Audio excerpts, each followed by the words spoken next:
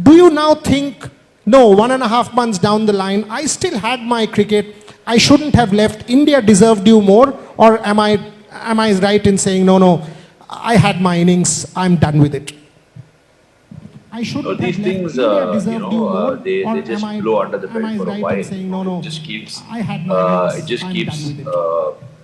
like tending in your mind as to what, when, how does it need to come to an end. And it's not like it didn't cross my mind even before that particular instance that it crossed.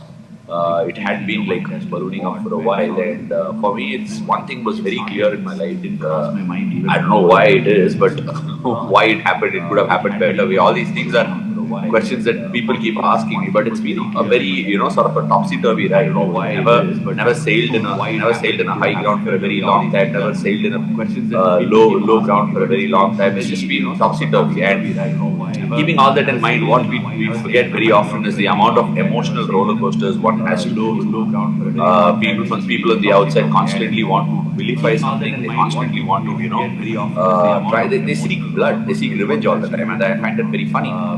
There needs to be nobody else who is the reason for me to go out. And if somebody says this is the reason, X, Y, Z, or a situation is the reason that I retired from cricket, I would think that's a bloody damn insult on me. I don't think I'm ever the person.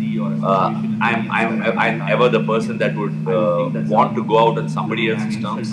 I want to live life on my terms, and when I say my terms, you're not rendered the hand all the time to be able to do that in your life. And for a very long time, under the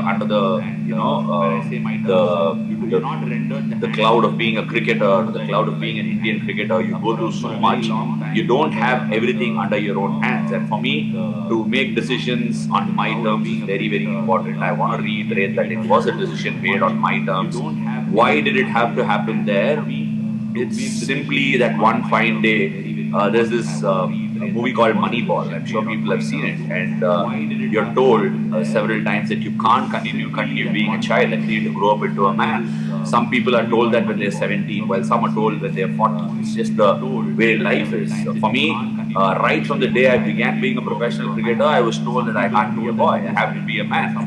And being a man is is a big burden for me.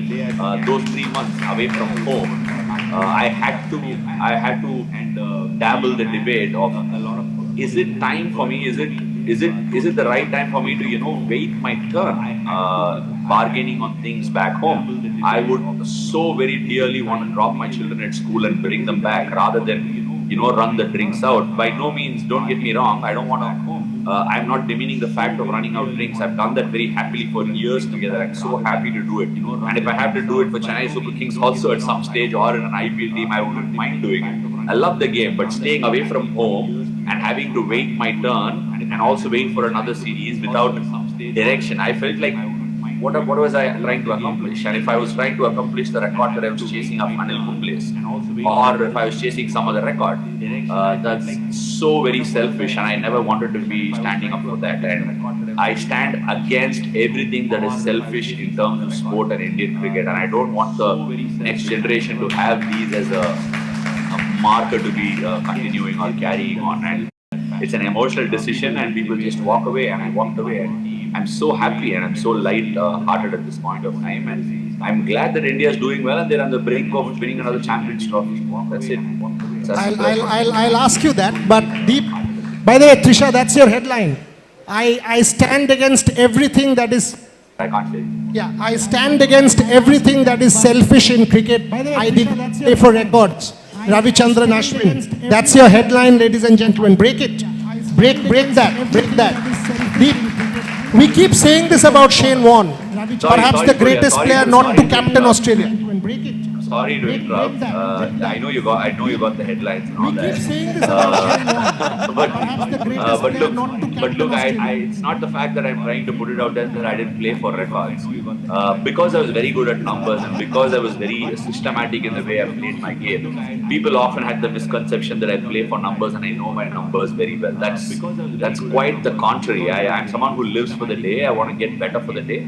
And because I did that, I knew what happened. I knew what my numbers are. Unfortunately for me, I've got a great memory, which I don't think is a blessing, by the way. So records, meant very less to me, but winning games meant a lot more to me. So the only thing I was waiting on, if I was carrying on, was my own success and my own accomplishments, nothing else. I couldn't have done very beyond than that, and I didn't see a larger purpose going on.